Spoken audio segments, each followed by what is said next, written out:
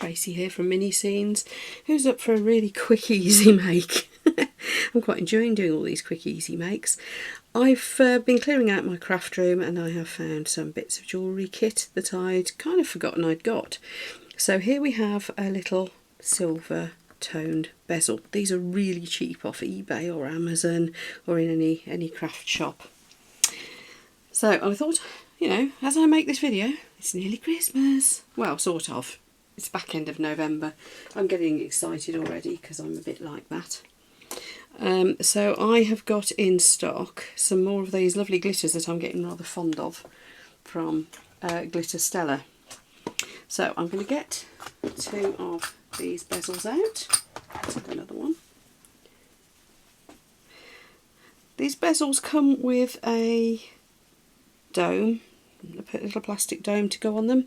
So if you want to chicken out from using the resin, they're great actually, but I find I get much more of a sparkly effect using UV resin or epoxy. It's just that epoxy takes longer because of the cure time.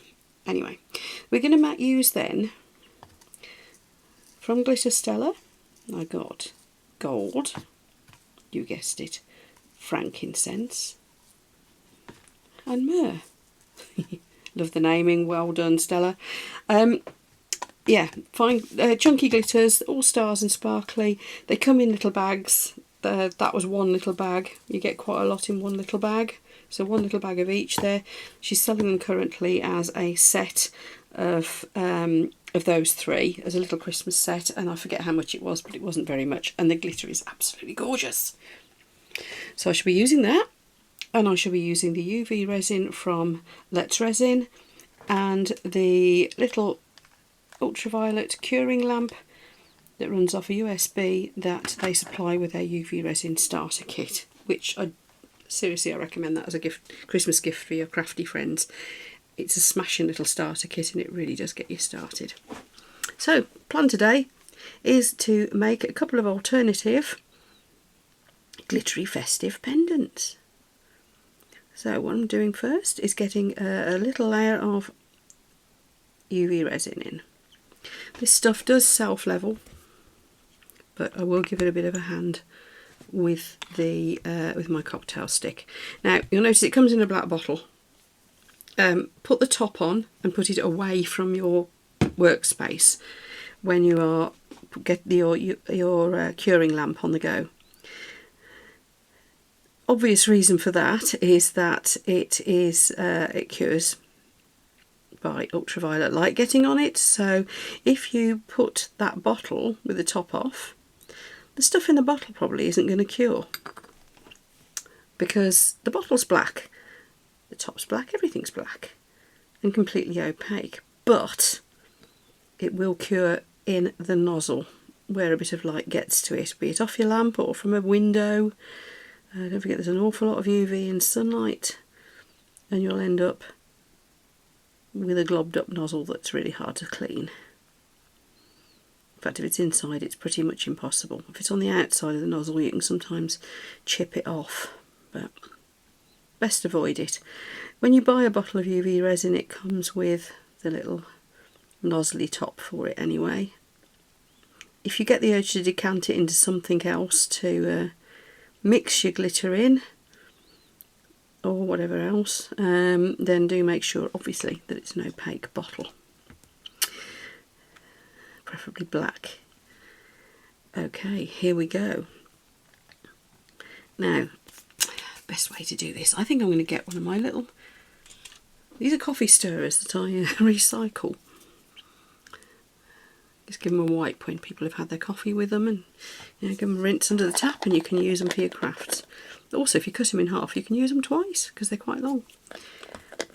And what I'm going to do, now I've got that bit of UV on there, first that bit of resin on there, try and get my words right. I'm just going to give it a quick zap with the UV, just to make sure a bit of UV gets underneath the glitter.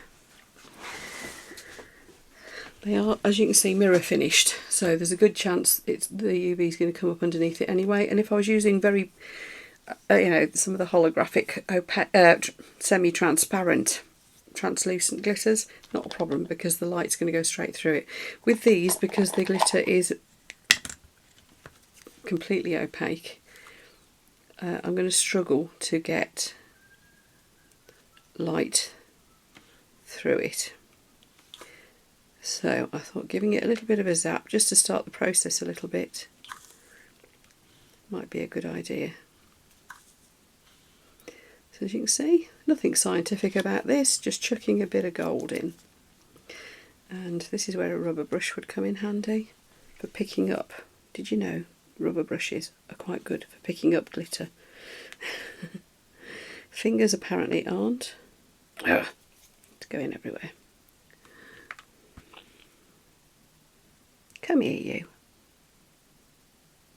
I'm going to get determined about this. I'll forget it. Oh, there we go. As our ordinary brushes, it appears. We all know glitter's the devil's work, don't we? Right.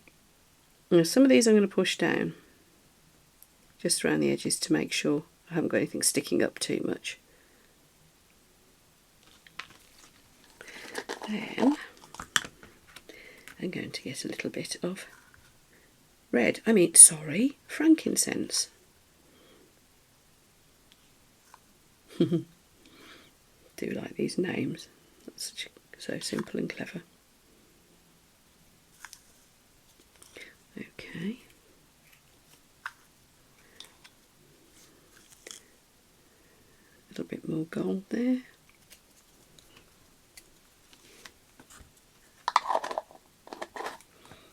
So a bit of myrrh. I think this is the one I'm going to do, all with gold and myrrh. Isn't glitter lovely? There's something just joyous about glitter. Takes you back to your childhood, doesn't it?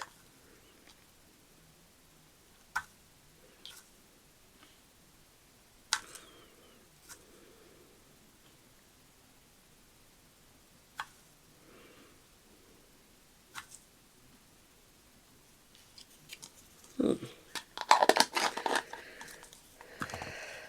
bit more gold back into this one.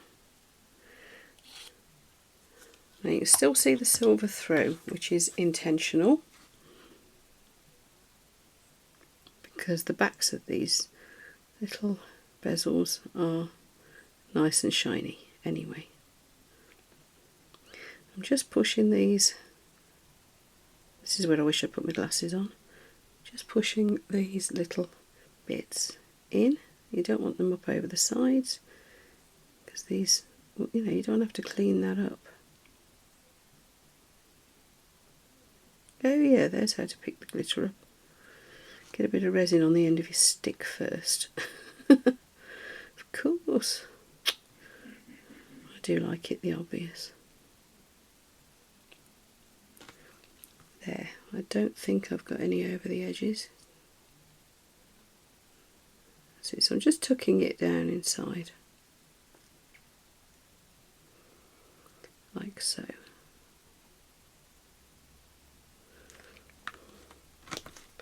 Right, I'm going to put my glitter away, because you know what happens if you knock it over? You will be swearing for weeks. Right, let's get that out of the way. And back with the UV resin. My only concern with this is because the glitter is so opaque,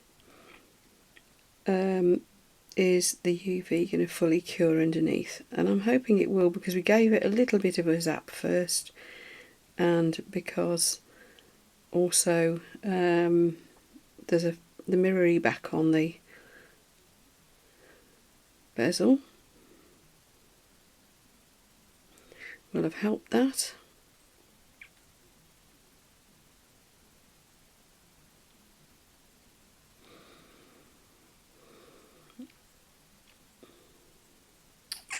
And really the top layer clearly is going to cure because it's on the top, so it'll seal in any that hasn't quite 100% cured anyway.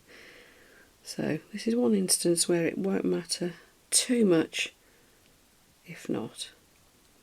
Now I'm getting myself, I'm right on my knees by my craft table now, looking across these so I can see at what point they're domed.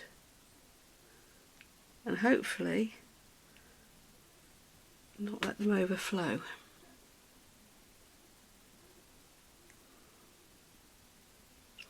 As you see, I tend to do around the edges first, because it's that surface tension around the edges that creates the dome.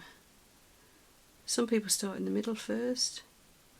I like to start around the edges first and then just keep dripping once I've got a coverage, dripping into the centre. Right, lid back on. Light coming in.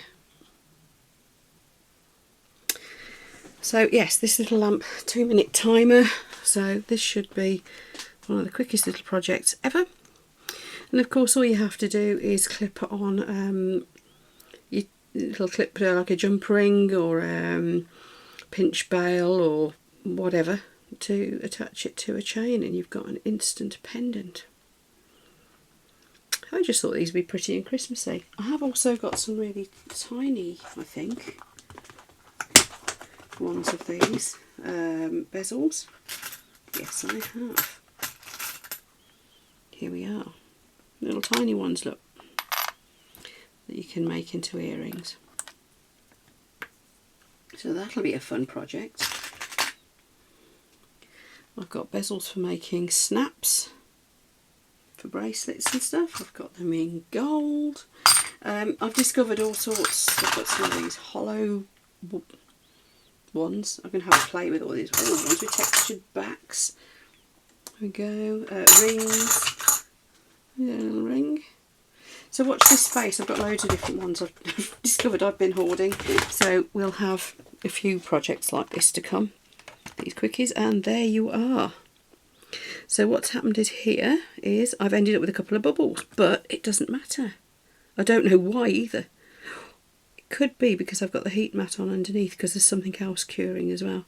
But I've ended up with a couple of rather cool little bubbles on the surface. But you know what? It's Christmas. I don't think that matters. You wouldn't normally get those bubbles. I can only assume it's because of the heat mat on underneath it. I should have moved to another area really. But I don't think that matters. But aren't they fun and festive? So there you go. Some more little Christmas makes for you. Thanks for watching, and those who've subscribed, thank you so much. I really appreciate your support. If there's anything else you want to see me make, then just shout up. Let me know what you want me to do in the comments below. I'll link all the products I'm using below, although as you can see with this project it's not very much. And I'll see you all for the next video. Bye then, enjoy your crafting.